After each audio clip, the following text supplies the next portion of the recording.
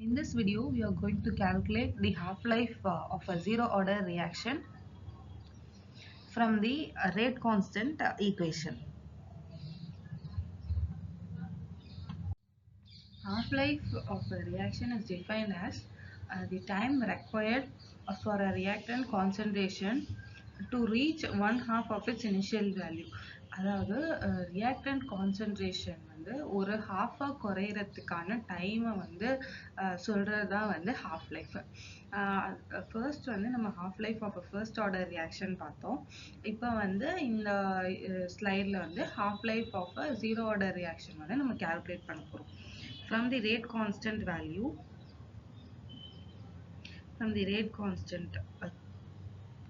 K is equal to A naught minus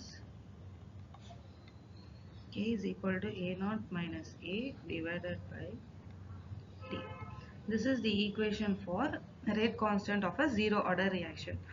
We all know that நம்ம வந்து first order reaction calculate பண்ணும்போது T is equal to T half அப்புறம் A is equal to A naught by 2 னு எடுத்துக்கிட்டோம். Same இதே வந்து the above equationல நம்ம substitute பண்ணுவோம். So A naught அப்படியே தான் இருக்கும். அது வந்து initial concentration. A வந்து நம்ம A naught divided by 2 னு substitute பண்ணுவோம். So இது half life period ன்றதுனால T is equal to T half நம்ம substitute பண்ணிக்கிறோம்.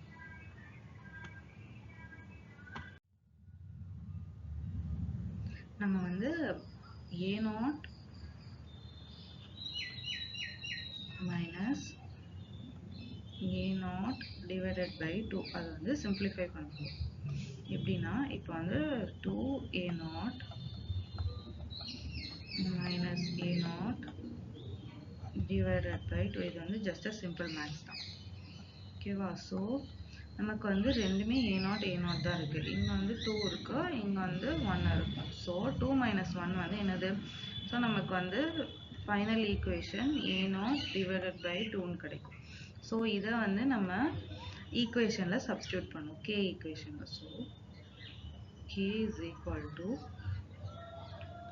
final A naught divided by 2 divided by T half.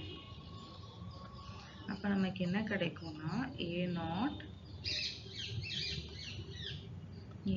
divided by 2 T half னு கிடைக்கும் நமக்கு. ஸோ நமக்கு வந்து என்ன தேவை? T half வேல்யூ தான் தேவை. ஸோ இது ரெண்டையும் இன்டர்சேஞ்ச் பண்ணிக்கணும். K and T half values interchange பண்ணிக்கணும். So T half is equal to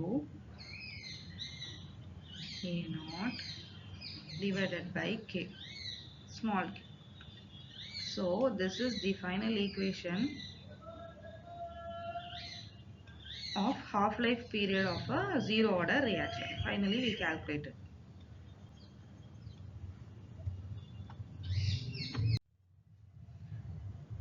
Final equation வந்து T half is equal to A naught divided by 2K.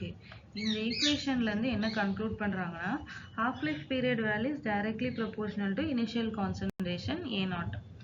இப்போ T half is equal to A naught னு இருக்கிறதுனால directly proportional னு சொல்றாங்க.